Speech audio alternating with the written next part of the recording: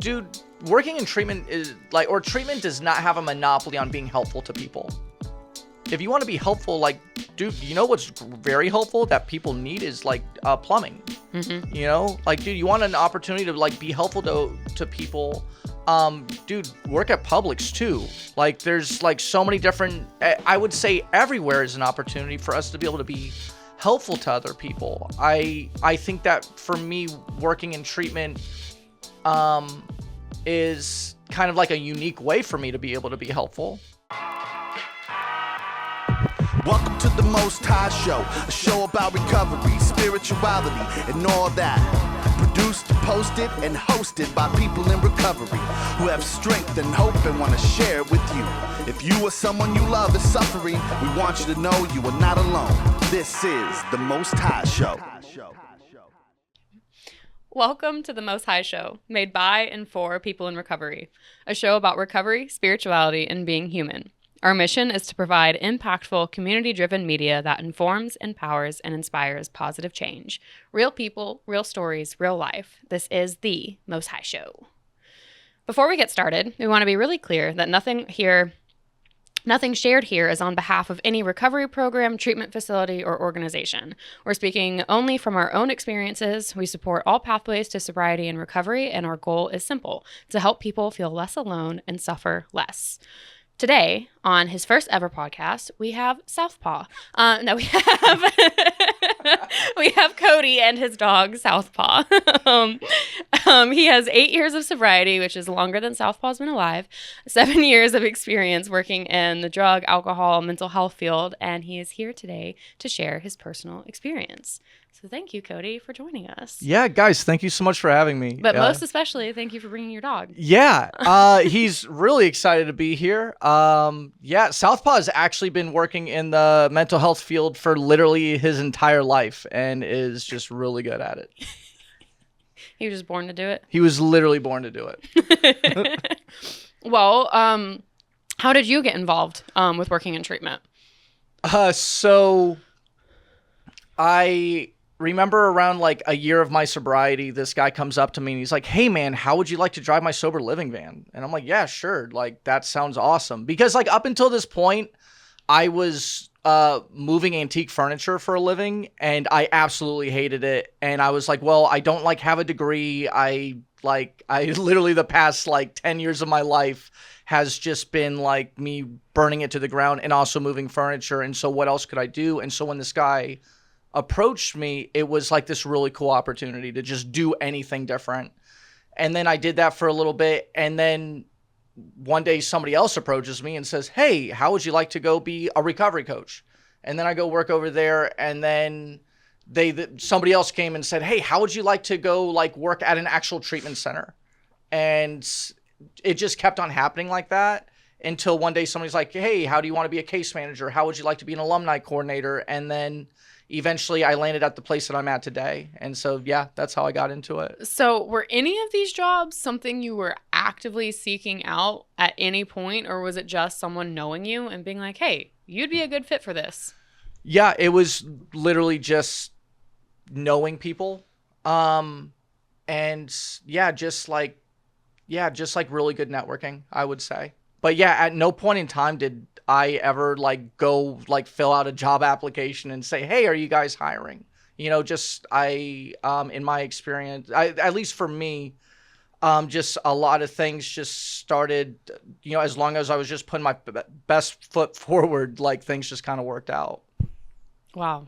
That's really cool. It's always like cool to see when things were just kind of like divinely orchestrated, as opposed to, I mean, the stories of like working really hard and it paying off are really cool, and the stories of like, hey, this just kind of worked out, those are cool as well. And so no college education, did you have to go through any sort of certifications along the way, or was it just gaining experience as you went?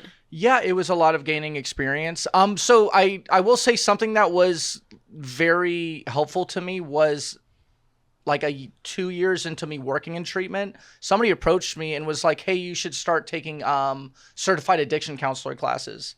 I actually never finished those out, but I did learn a lot in taking those classes. And also when I started taking it, it kind of put me on everybody's radar. And so like, yeah, like, you know, just going back to that piece of like how everything did work out and like, you know, me just seeking out to like keep on developing myself in ways that would be relevant to my field was also really important. I got certified as I did not get certified as an addiction counselor. I did get certified at one point on like anger resolution. I got certified at one point on group facilitation. So those were also really helpful. Okay. And at any point, like being a person in recovery yourself and then also working in recovery, did it ever feel like the line got muddied in between helping out somebody in a recovery program versus helping somebody out at the treatment facility you were working at? Yes. Yeah, dude. I feel like helping out somebody in like a recovery setting, I don't know, what's like, it can like look like tough love, you know, where you're just like, can I swear? Are we swearing? Do we swear here? Yeah, yes. where it's just like, people. Dude, like, yeah, right? Where it's like, dude, like, just like shut the fuck up and like do it, right? Do the thing. And you're just like sometimes just being like very brutally honest with somebody, and where, you know, I think being helpful in like treatment can like be honest, but also in a way where I'm like just like also holding like a lot of space for somebody. Because I think when somebody's coming in treatment, like I actually don't know their story. Mm-hmm. And so it's like really important that I kind of like tailor my response to like help meet the needs of this person, where like if I'm helping somebody in recovery, they've kind of like approached me to see if like there's something that I can help them with, if that makes sense. Mm. So you almost have like prior knowledge of the person, or it's the person who had the desire to seek your help in the first place, or as opposed to being at work, is like your job is to be there for this person, and you may not know the details of their story, and you may not know what they respond to. So it kind of just has to be a neutral, like, you know, neutral positive thing, and just kind of see how they react and go from there. Yeah, absolutely. I think like, you know, where recovery is just something that I'm like freely giving away, and it's like, dude, like I'm here to help in whatever area that I can. You know, in treatment, I'm like, you know, trying to approach it from this like trauma informed and like very like person centered perspective. Mm-hmm. Is that from the recovery coaching, the person centered and the trauma informed piece of it? Yeah, I mean, like there's a little bit of like recovery coaching, and I just think that just ends up being like kind of best practice whenever you're, you know, get a little bit of experience in the field. I think like that's just like when you've just been doing it for a while, that just ends up being like a place that you just kind of gravitate towards. Okay. And what would like person focused care look like as opposed to like maybe tough love? You know, just, I mean, because if somebody like, and this like, I don't know, maybe it sounds like abrasive or like not nice. It's like, once again, if somebody like approaches me from this like recovery perspective, it's, you know, you're just like, you're just focusing kind of on this like one thing. It's like, dude, I can't stop doing heroin. Wait, could you repeat your question one more time? I'm so sorry. Yeah, it's okay. Person-centered care versus tough love. Yeah. Tough love is me just like kind of just like being like really blunt, and like I'm telling you just like the truth that I think that you need to hear in this moment. And I think person-centered care is just like looking at the entirety of something, right? Like where I'm like looking at the fact that like, dude, this person's like probably like had a really tough childhood. This person is probably dealing with like a diagnosis and like all these other unseen things that like I'm not familiar with. Also, I think it's important, like where like with tough love, I'm kind of, dude, and this sounds so terrible as I'm saying it, but with tough love, I'm just kind of like looking at it as like, dude, you just don't know what you're talking about, bro. Mm-hmm. With a person-centered approach, I'm actually like kind of looking at you from this lens of like, dude, you also know yourself best, you know? Yeah. And so, yeah, that's like where, at least for me, that's like where the difference ends up being. And so do you think like the difference in which approach to take kind of comes from, obviously like at work, person-centered is going to be the best way to go. But in, you know, the casual setting of a recovery room, you know, might it be knowing a little bit about that person? And if you try to to bring like the whole picture together where like, I don't know, because there's like that stigma about talking about emotions and feelings, especially in early recovery when we're just learning how to feel them again, and we absolutely are not talking about them. Whereas like if you take a tough love approach, that might be more familiar from if you're like, especially if you're coming in off the street. So it's like, yeah, we can still talk the same. It's just we're gonna have different outcomes right now. Yeah, absolutely. Right. We're still essentially trying to get to the same place with people, right? Where like I just want to be able to be there for you. But like how I'm going to be there for my buddies is like going to end up looking a little bit differently than like, you know, how I'm going to try to like show up for, like I said, for like you're talking about, for somebody who's in just this like very like vulnerable space that like there is no rapport. There is no relationship. It's just like, dude, you're just like coming in and all I know is that like you desperately need help. Right. What do you think, Josie, about the person focus versus tough love? I think tough love is, I think sometimes people think tough love is, you know, having to be mean, but I think it's just having firm boundaries and not allowing that person to cross them anymore. For example, if excuse me, if you have someone in your life that is an active addiction and they keep coming to you, I need more money, I need to stay at the house again, I need to do this, I need to do that, and they just like are like sucking resources out of you, but they're doing nothing to get better. And you've tried to be there for them, and you know they have access to the resources, and you have to cut them off.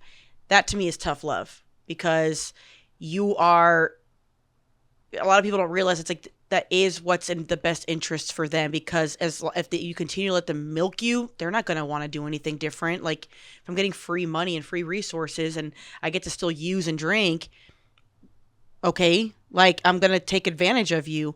So that's tough love to me. And then you said person-centered. Mm-hmm.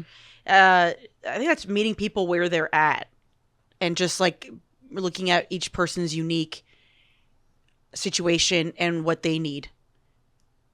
Yeah. But they have to be willing. Mm-hmm. I think tough love is important when the person is not willing. Mm. And person-centered is, okay, you're willing, so let's dive into what are you going through? What are you struggling with? These are the different pathways. These are the different resources. Let's kind of like work together.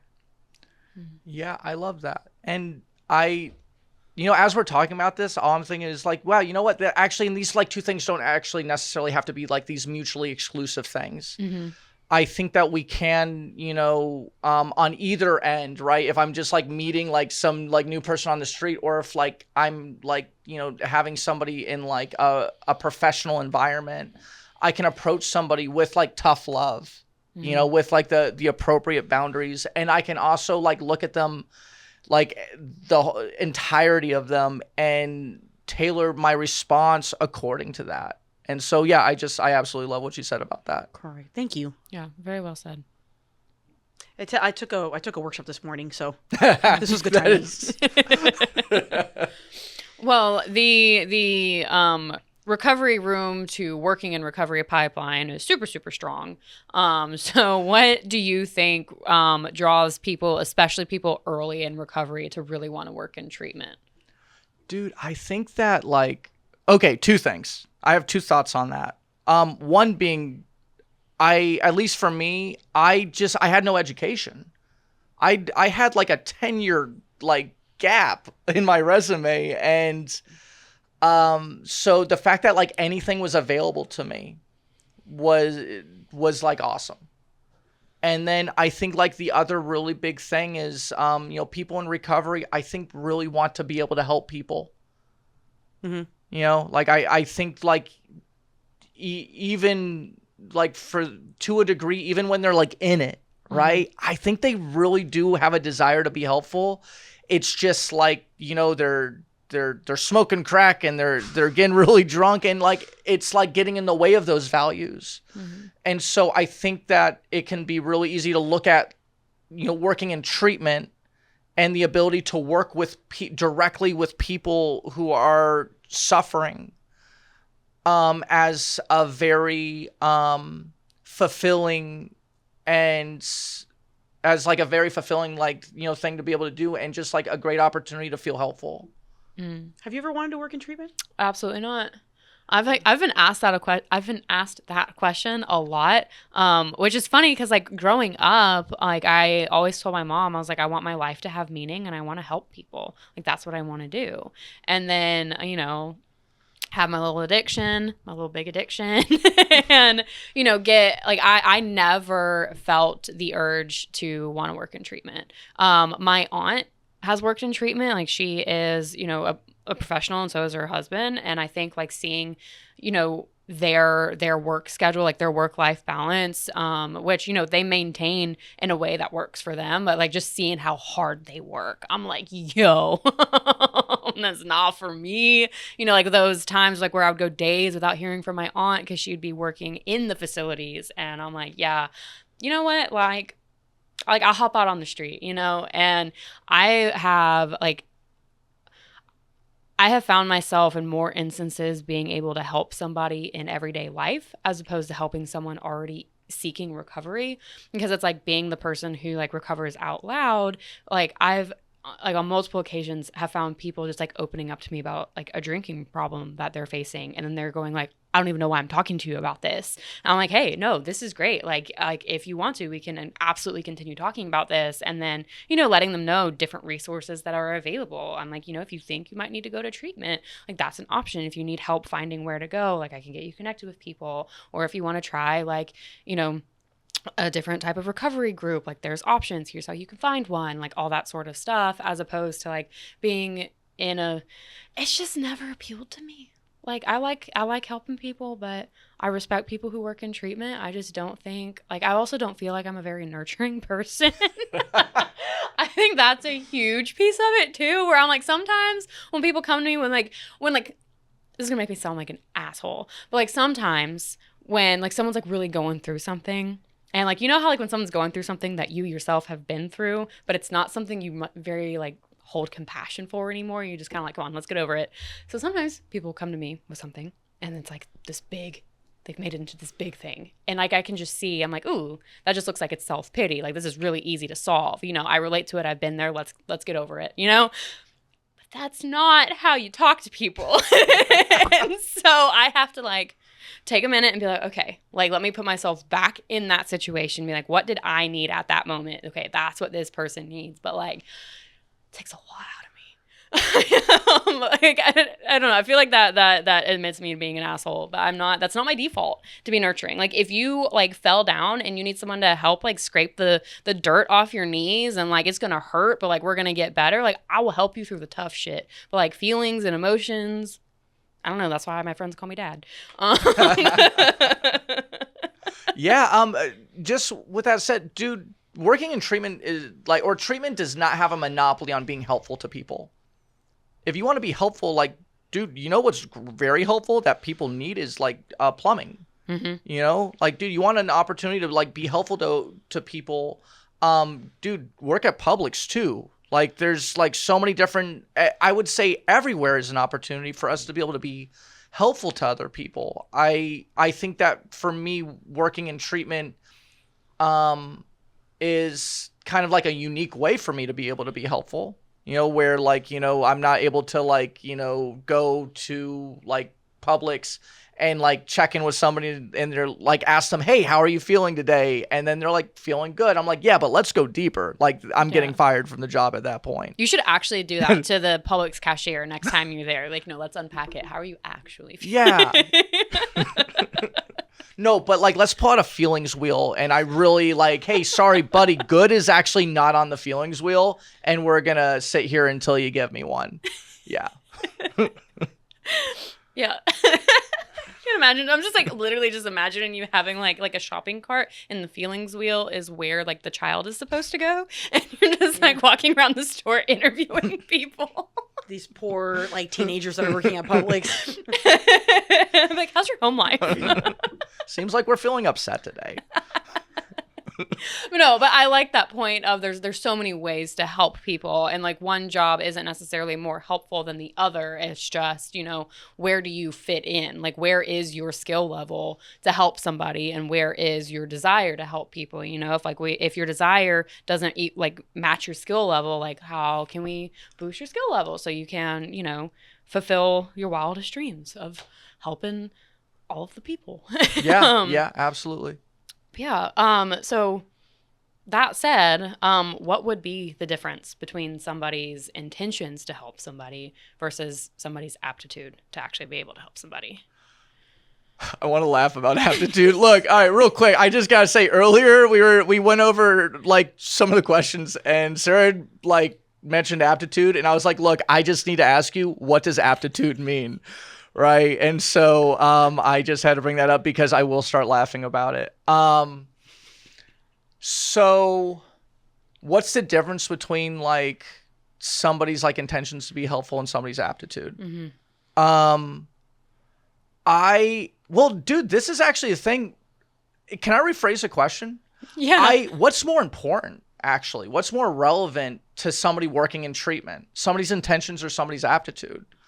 I actually think somebody's intentions is actually so much more important than somebody's aptitude. Because like I heard somebody say, like, dude, how do you find a good racehorse? Well, you don't find the fastest horse. You actually find a horse that really likes to run. And I think, though, it then becomes a matter of, well, then what are their intentions? What are their values? Mm. Because if I'm solely coming in with this like intention of like helping people, well, that can also look like a lot of different things, right? I want to be helpful, but man, I'm like end up like enabling a little bit, right? We were talking about the tough love piece. Mm-hmm.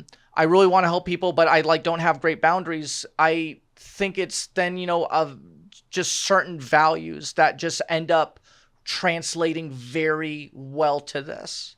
One being like just like a love of the game, man, right? Like just, I would say treatment is, we look at it as just like kind of like as like medical, right? Where it's like, all right, you're going in and you're like fixing someone's arm or whatnot. And it's not, it's conversation. It's a creative process. It's you're having a creative and collaborative process with another human being about their own healing. And so I think that there is, some values of like curiosity, mm-hmm. of just like passion for the game, of a desire to like be able to help people, of empathy and also of patience. Not saying every single person, like, dude, even myself, I have like all these values like to this like perfect T, but I would say that those end up being some qualities that are very helpful for somebody to be able to like go into, because dude, I know people who are very good with like open-ended questions. Mm-hmm. I know people who are very good with theory, who are fantastic with conceptualizing of like how we got here, and end up like not being very effective for the people, that they're trying to help. So, those are just my thoughts on it. Okay. So if you take the phrase, I'm just going to play devil's advocate for a second. If you take the phrase, the road to hell is paved with good intentions, or if you take the phrase, you can give somebody enough rope to hang themselves with, right? It's like, okay, those phrases exist from examples of intentions being harmful. Because I know you touched on a little bit with, intentions can lead to a little bit of enabling, but it can also lead to a lot more than just a little bit enabling. So do you think, like, with what you were saying, do you think having the intention will lead to being able to learn the skill? Versus you can have, because I think that was a good example of, someone who's really good at conceptualizing, someone who's really good at figuring, like working backwards, how do we get here, right? But then also ineffective when putting it in practice with a patient. So that is an example of maybe skill, but lack of intention. Yeah. So, I mean, are they equally important? Yeah. Oh, absolutely. Absolutely. I think, that it it is going to require like just intention to like be like better at what you're doing. I have watched people work in the field for like years and years and years, and they're like, dude, why am I not getting promoted? Why don't like they let me do this? Why don't they let me do that? And I'm like, dude, when's the last time you like read a book like pertaining to your field? When's the last time you took a training? When's the last time you got a mentor to sit down with you? So like the skill piece and yeah, I just get like on this super like passionate rant about just the values and everything. But you're absolutely right. The skill is so important, and it does require just a lot of like intentionality with like in what ways do I want to get better. You know, a long time ago I read a book on it was called Never Split the Difference, but it was about like the art of just reflective listening and the impact that it has on people. And so I would just like sit there and I would like develop my craft, and that helped me develop skill. So yeah, to your point, I totally agree that skill is incredibly important. Cool.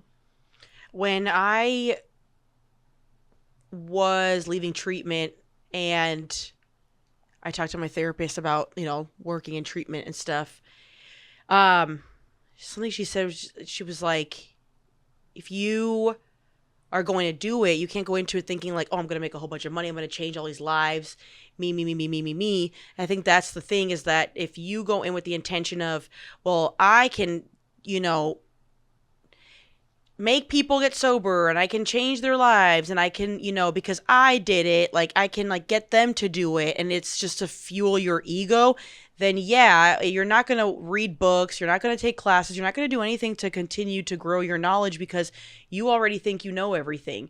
And I think that's the thing, is that there are people who want to get into working in treatment or even, you know, in like the justice system, and it's just about feeding their own ego and feeling like, okay, now I can have power over this marginalized group or this group that like needs help.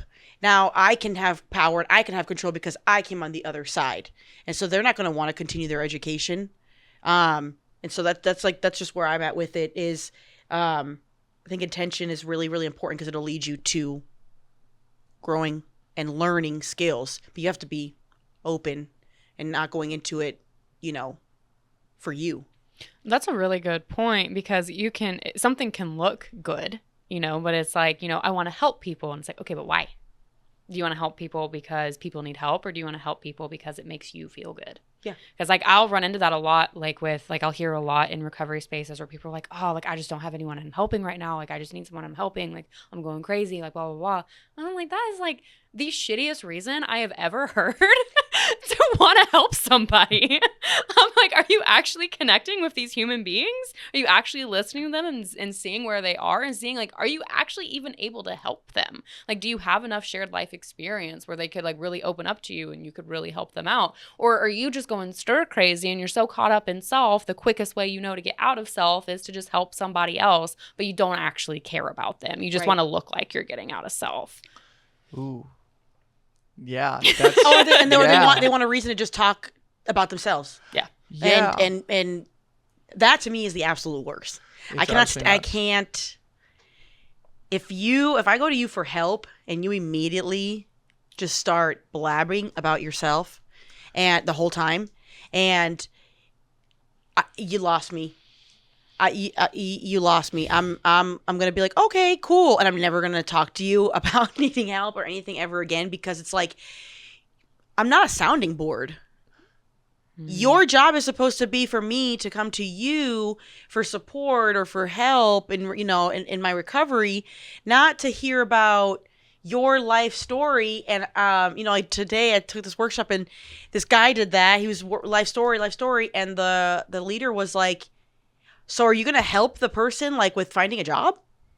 And they're like, well, I'm just giving my experience. And it's like, if you're working in recovery and you're wanting to help people and you're helping them build their lives, what the hell is you going on a monologue how's that going to help them get a job? Yeah, like there's a fine line between relatability and then commandeering the conversation. Yeah. And like I think that's like also a little bit where like, skill comes in, because man, I got to tell you, I didn't like, I only actually like know this now because like I actually had the experience of like just like trying to like help people in treatment, and like I would just give my testimony of like, oh well, this is how I got sober.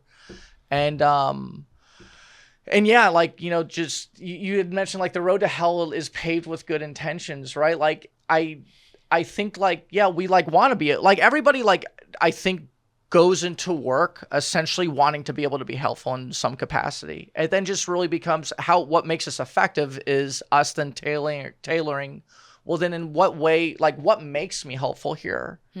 And I just totally agree with you that like nothing drives me nuts more when like somebody's in a crisis and then like the immediate response is, yeah, but let me tell you what I did when I was in treatment.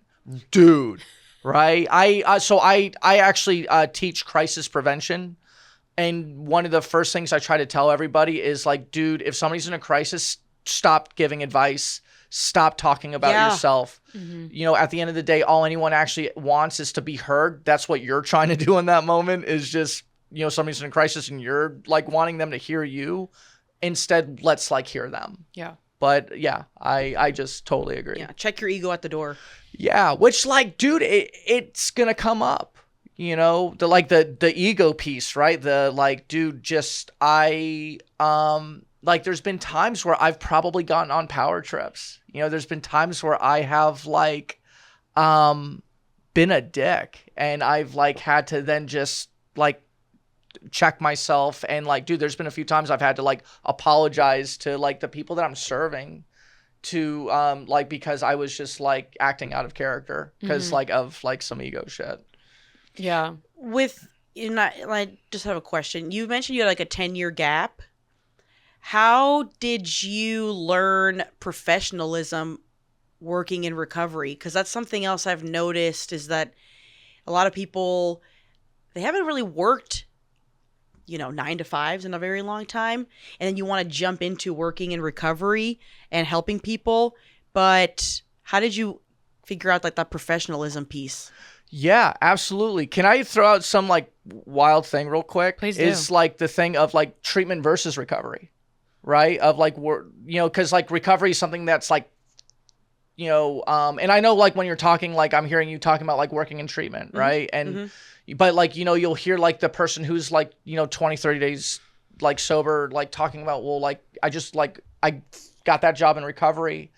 And, man, if like anyone who's listening to this is like thinking about getting in the field, just the difference between recovery and treatment, recovery is something that's just, there's so many different paths. You started off the podcast with that.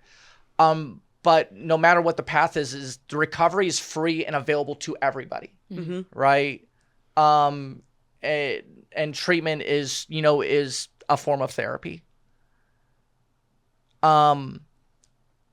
The reason why I mentioned that is because I think sometimes we can think that like working in treatment is actually going to be me just being able to like bring my recovery like into this, right? I'm just going to be able to like go in there. I'm going to be able to like give my testimony, right? Like what we were talking about. And then like they're going to like get better, and I'm going to therefore get some kind of like, some kind of like recovery. I'm going to get my own recovery from that. Also, I forgot the question that you had raised. I went on such a tangent. I'm so sorry. 10-year gap. Oh, yeah. The 10-year gap. You start working in treatment. Yes. Professionalism. How did I learn professionalism? Oh, my God. If anybody I work with is listening to this, they're actually going to laugh their asses off. They're like, he didn't. Right? But, like, actually, what I learned about professionalism was just mentors, right? Mentors, and also making a lot of mistakes. Dude, I used to like come in and I used to just talk about like smoking crack and whatnot, and like, shooting heroin with like the clients, and like they were just my buddies, Yeah. Because that's the thing, is that it's such a free flowing, open environment. It's like you want to share your experience, be like, oh, I can relate. But my experience, I've worked with somebody, or worked with, a person, and they start just dropping F-bombs, and like they're cussing, and they're saying the C, and they're just, it's like, okay, whoa, you are like, you're still an employee, and you're like, it's like a little too comfortable. Yeah. It's like, so how do you like balance that? Because it's like, yeah, you want to relate to them and be like, yeah, like I did drugs too, but you don't want to walk in and be like, yeah, what the fuck is up, you guys? Like, fuck, you know what I'm saying? Like, ugh. Yeah. So I think it first took me just not being professional and realizing what that got me, because then like you think that I'm your friend, and then I'm having to redirect you. And now like there's actually a power difference here, and I've now hurt you in a way that I could have prevented had I just had better boundaries. Mm-hmm. Yeah. Also, just like knowing that I am meant to be friendly, but I'm actually like not meant to be like, if I'm like truly going to be helpful to somebody, I'm actually not meant to be that person's friend. Tiny clap. Well, I think that's a great segue into emotional labor versus professional responsibility, and having those boundaries within yourself and with the people you're working with. So what I know you said it was, making mistakes at first, but can you like recall, like, is there any specific instances that really come to mind where you're just like, oh my God, like I can't believe I used to think that was okay? Yeah, I would actually like go out with like former clients, like as far as like we would like me and like a bunch of like the people that I would serve, we would all like go out like as a group and like eat pizza and whatnot. Like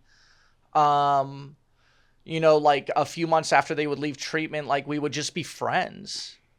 Also, I used to like bust clients' balls like they were just like my buddies, right? Like I would like swear up a storm, and I look back at that and I'm like, dude, I can't fathom like me doing that. Like also one time this client, like, and this was like 2 years into it, the client like pissed me off, and I was about to move to a new job, and I like woke him up. And I was like, I need you to know all the ways that you've been an asshole, and I need you to fix this. Yeah. Right. That was not me trying to help him. That was actually me. Yeah, I know. Right. Dude. So I like, those are all the things like, you had mentioned like, the road to hell ends up getting paved with like good intentions. And I think I start the day off with this great intention, and then I start getting grumpy. No, retweet. And then like, dude, shit just like happens. I'm human, man. And, that's like, dude, the emotional labor piece, it is going to have an impact on me, and then I'm going to have an impact on them. Yeah. Yeah. That's why, like, dude, like, heal. Like, do your own shit. Take care of, like not talk about, like, you guys, like, but, like, I need to heal. I need to take care of my own shit before I'm going to, like, go into an environment of people who are just, like, really, like, needing me to be able to show up as my best possible self. Mm-hmm. Yeah. And like being in recovery, working in treatment, especially as time goes on, it's like more places that are taking your attention, right? You have people that you're helping, you have people who rely on you, and then your job is still relying on you. How do you balance keeping your cup full so you're not then, pouring from an empty cup and waking a client up in the middle of the night and being like, here's how you're an asshole? Yeah. Oh man, I need to find that guy, and like I need to apologize. I'm like, I really like it comes up, and I'm like, need to find that guy and apologize to him one day, and it's gonna happen. Well, if he's listening and leaves a comment, we'll let you know. Bro, I'm so sorry. So first off, I just want to throw out that when I was taking CAC classes, they stopped everything and they said, what do you think is the most high risk environment for somebody early in sobriety, or actually did not say early in sobriety. They said somebody in sobriety to work at. And somebody said a bar, and somebody said a strip club, and like in a bunch of other different places were thrown out there. And he was like, no, like what you guys are doing, right? Mm-hmm. Working in treatment. Because what happens is they get there, and like that's why like the recovery versus treatment thing is so important, because what will happen is we will stop participating in our own recovery. And dude, whatever that looks like, go get therapy, like, right? Like, dude, get a mentor, find a fellowship. There's so many different avenues, but like, dude, participate in your own recovery. because they will end up going back out while they are serving their population. And so, you know, to your question of, man, what is it that I like do to like fill my cup? I make sure that my job is not my entire. I love my job more than anything in this whole world. Like sometimes it makes me want to cry. More than your dog? Okay. But dude, this is the thing. He actually literally comes to work with me, right? Which then makes me love that place so much more. But I don't make that the only thing. I participate in my own recovery outside of this, right? I'm reaching out to like a group of people. I'm hanging out with friends. I'm participating in life. And I think that that's just something that's like really important because like, I think especially for like, you know, the recovery population, it can be easy to like work your 9 to 5 and then you go home and you like pass out and then you like go and you do it all over again. And like you were talking about your family members that, you know, work in the field, it does take, you know, there a lot of time is put in. You're not always doing the 40 hours. And so you're also like having to make sure that you're still, you know, like maybe moving other things around in order for you to be able to participate in your own recovery and just like in your own like mental health and life. Yeah, because I've seen, especially when I was new and I was watching people hit, like young people hit like a year, because like a lot of places, you know, if you're going to be in recovery and working in treatment, they require you have at least a year. And I would see them, they would get that year, they would get their recovery job, and then their sobriety went right out the door. And I think that was another deterrent for me working in treatment, because I was like, you know what, I've had fragile sobriety before, and, you know, I feel like, you know, if I, you know, loosen up on my game and I'm like working a job where people are highly likely to relapse, you know, that might not be a place I want to find myself. But yeah, I forgot, like, this is good because I haven't seen it happen in so long. You know, most of the people I know who are working in treatment are still working in treatment and still working the, you know, whatever recovery program they need to be doing, and things are fine, you know. But my first couple years of sobriety, that is the opposite story. But yeah, it is super important to have that distinction. And then also, you know, I think like that burnout is so real because it's not just the 9 to 5, you know, sometimes it's a 12-hour day. Sometimes it's, you know, 11 days on, 1 day off. And, you know, a schedule like that would never work for me in a million years. I mean, a schedule like that does work for some people to an extent, but you still have to, like, what happens when you're 11 days on, you haven't gone to, like, you haven't been able to go to, you know, whichever recovery fellowship you're part of, and you haven't been able to, you know, you're up in the middle of the night, you're sleeping during the day. So your hours are different from everyone who's awake that you talk to on a regular basis. And now things have to look different. You have to be able to adjust on your feet and still feed your own recovery. It's just, you know, I think it's a lot more than, woohoo, help people, you know, like that's great. That's super awesome. But there's also a lot to it. And I think you touched on that really well. Yeah. So what should people consider before working in treatment? Like, what questions should they ask themselves? I was like a pre-qualifier. Yeah. What are some questions that they should ask themselves? You know, you like mentioned this, like, why do I want to do it? Right?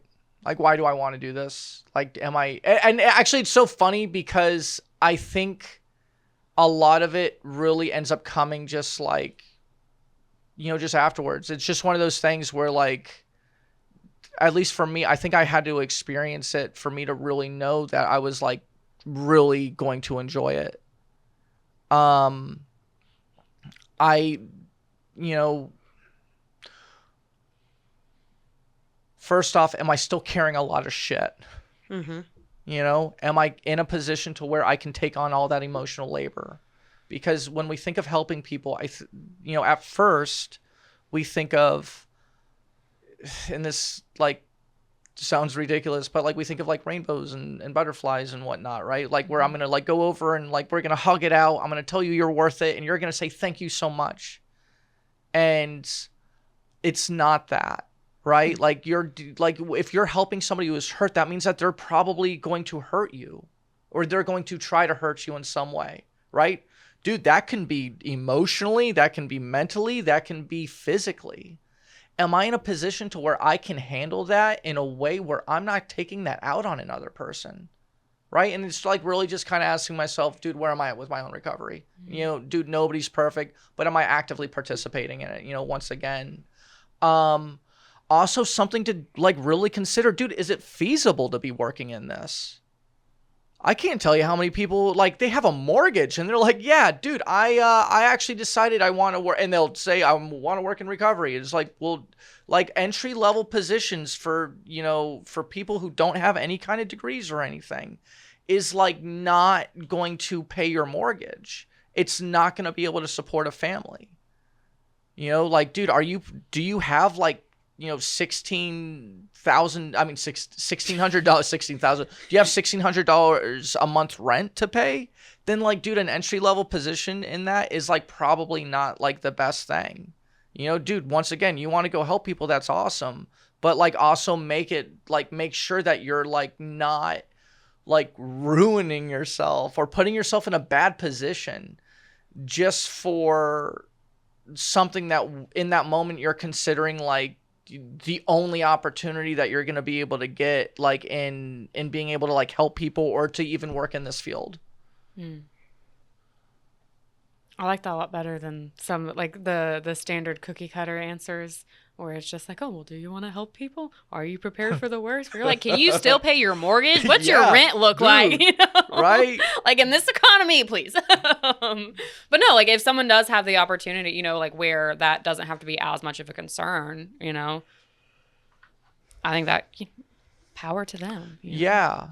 Yeah, absolutely. I like, you know, think sometimes like we can like shit on like treatment centers for like hiring people in early sobriety, and we can shit on people in early sobriety for choosing to work in treatment centers, right? But the reality is I've seen people with a year or 2 or 3 years sober like go in and just do very poorly, and I've seen other people at 30 days, 60 days at places just do it, participate in their recovery, and like flourish. Yeah.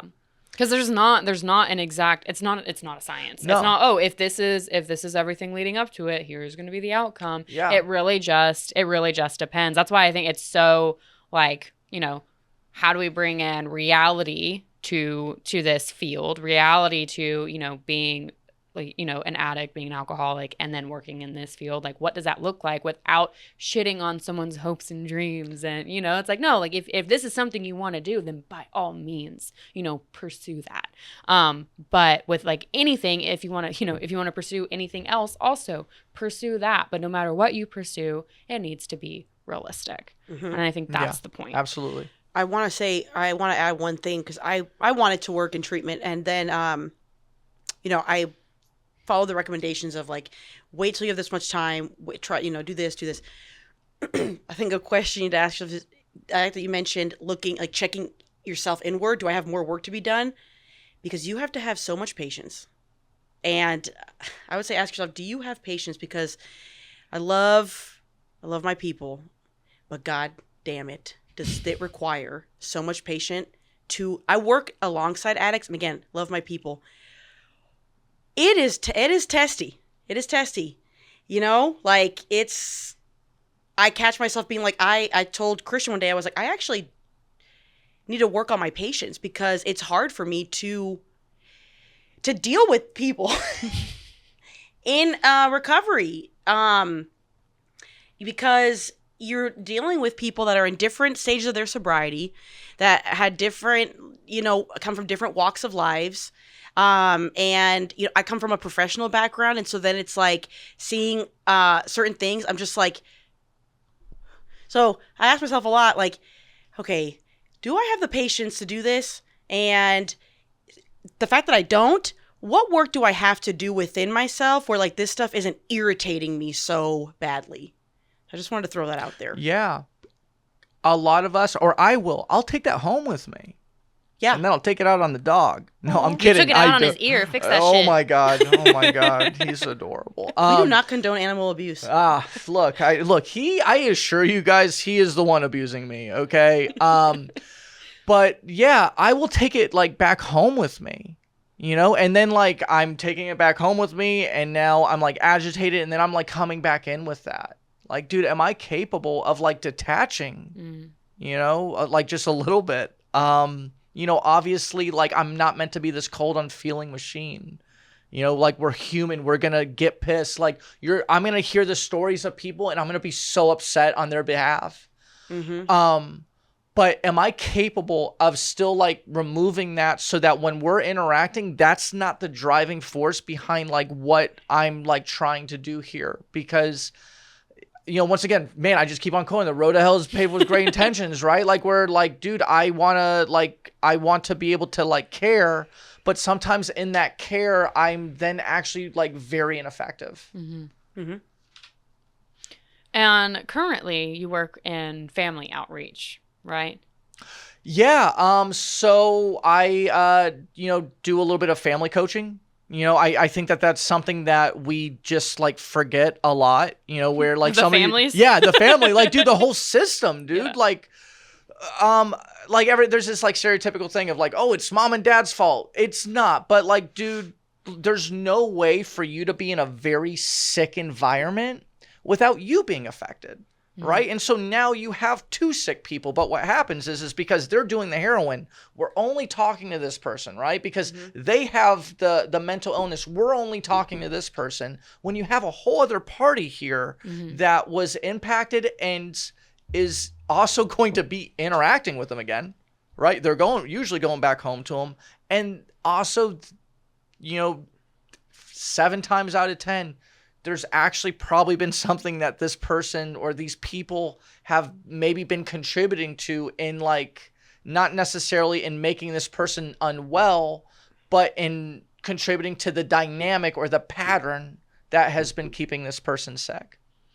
And I imagine with family coaching, that ability to detach and not get, you know, like, super upset on anyone's behalf is a crucial component. Yeah. Sometimes I get really upset on the family's behalf, dude, especially when it's, like, just the addicted population. I'll be like, yeah, no, kick them out.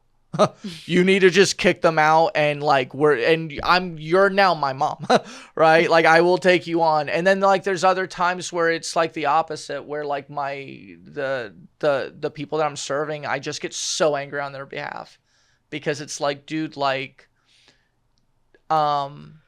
it's just, like, very apparent about how their system has maybe contributed here. But, like, this is what's so cool is that, like, when you, like, create a dialogue with people, loved ones are so willing to start to participate in their own recovery. Like, surprisingly so. And, like, no one ever thinks that their mom and dad are willing to change. No one ever thinks it. Everybody just assumes that's just the way. And, dude, I can't tell you how many times we are all so pleasantly surprised by mom and dad's ability, or actually, let me rephrase it, mom and dad's willingness to just, like, to change and to, like, do something to be able to, like, you know, to contribute to this in, like, a helpful and meaningful way. And within that, like, what have you found that the families commonly misunderstand about the dynamic and what's going on? I think it goes back to helpfulness, man. Right? Dude, like, so much of our suffering, I think, goes back to just, like, us just trying to be helpful to ourselves and helpful to other people. The first thing being is that we assume that happiness is, like, the peace, right? Once they get happy, they're going to be okay. You know, and okay, and so they try to maneuver everything so that they can be comfortable and so that they can be happy. And that ends up being, like, a direct contributor towards, like, just them being, you know, that ends up being, like, kind of like the enabling thing that we were talking about, right? You know, where we start to then do something for somebody that they can actually do for themselves. You know, people healing is painful. And I see a lot of times families getting in the way of their loved one's own healing because they're thinking, because my loved one's hurting in this moment, it's bad. It's not bad. It's actually them growing and it's them learning. The issue is that it's actually hurting you to watch that. And so if there was one thing that I can just, like, man, just really teach family members is that your ability to be helpful to your loved one who is suffering is always going to be directly proportionate to your ability to sit in your own distress. You know, dude, like Dad, I love my dad so much. Dad, I love you. But like do people do that? I feel like people do that. Well, they do tonight. Yeah. So my dad was just so terrified of me being like homeless. He was so scared of me being hurt, of me being uncomfortable, that he probably enabled me a lot more than he would have had he just allowed me to experience pain. And so, yeah, if there's just one thing that I could just like, I'm not saying like, dude, just detach, like love your person. I can love you, and I can also still connect with you and have a meaningful relationship and still be at peace if you're suffering. But I think that we have this idea that that I won't be okay until you're okay. Yeah. And like what, dude, you have like, dude, some people it takes 5, 10, 15 years for them to finally get it, or for them to finally recover, for the meds to get right. You're going to wait 15 years for you to finally just have that relationship. You're going to wait 15 years for you to just like finally be able to like just take that breath. I can breathe independent of you. And yeah, if there's just one thing like I could just really like get across to them, it's that. I think that's why that codependency book is super common in in our world. Yeah. Yeah. Because it goes both ways, you know, with, you know, our families, or a lot of times families being like, well, I can't be okay unless you're okay. But then also, you know, with addicts being like, well, I can't be okay unless they're okay. And then it's just like this convoluted, it's the most fucked up spaghetti you'll ever have. Yeah. Yeah. I mean, I think that's a cool place to bring it in for a landing. Is there anything that we didn't really touch on that you would like to leave our audience with? Man, no, I'm just like really thinking about it. I just really appreciate you guys letting me be here, you know, letting me talk about, you know, just a field that I'm just like absolutely love like working in, because I don't want to like shit on like, you know, I don't want to shit on like people in like recovery working like, you know, in treatment. What I really am just hope is that like when people go in, they can just be more informed, because then that way, if we're more informed, we're then more effective. Right? That's all I just ever want, is just like, I want us to be able to go in there and I want us to be effective, because dude, you know what I've noticed about people in recovery?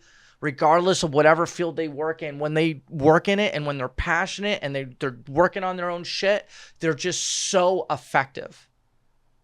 And I think that we suffer with like poor self-esteem and all this other like stuff. And I think sometimes that can put us in this position to where like we like are then like, we're too scared to negotiate a salary or to like ask for anything, or we're then like, you know, more than willing to work like, you know, 100 hours, you know, a week, for only like rent, you know, and so like my only like, you know, hope is that, you know, the people, you know, who are in recovery, you know, like 2 days, 30 days, 3 years, just be able to go into this just a little bit more informed. Yeah. So yeah, thanks for having me, guys. Thanks for having Southpaw. He's just been so relaxed and he's had just like a fantastic time. Aw, that's sweet. Yeah. Where can the audience find you? They want to connect. They didn't catch me outside. How about that? No, I'm so sorry. I'm so sorry. Look, they put that on the form and I put Real Housewives of Salt Lake City, hashtag Hey Baby Gorgeous. Okay, so you can find me on Facebook, Cody Moniz. You know, you can find me on Facebook. You can find me on Instagram. Look, guys, it is not hard to find me, man. Everybody knows you. Yeah. Look, dude, you just ask somebody and they'll find me. And and yeah, dude, this is also the other thing, dude. If anyone ever wants like assistance, guidance, in any capacity, dude, I could talk about this for like hours, right? I could just talk for hours. And so anyone could reach out to me. Cool. Sorry, I have a piece of skin. I got distracted. All right, cool. So your information will be in the description box, and on the YouTube video, your Instagram and your Facebook. And you can also check out other episodes on YouTube, and you can check out the Most High Media app where you'll find more episodes of this as well, and documentaries, short films, etc. And you can find Most High Media on Instagram, Facebook, and TikTok. So make sure to like, follow, share, subscribe, etc. This show is made possible from the Georgia Opioid Crisis Abatement Trust. Thank you, and thank you to our donors and sponsors. This has been the Most High Show.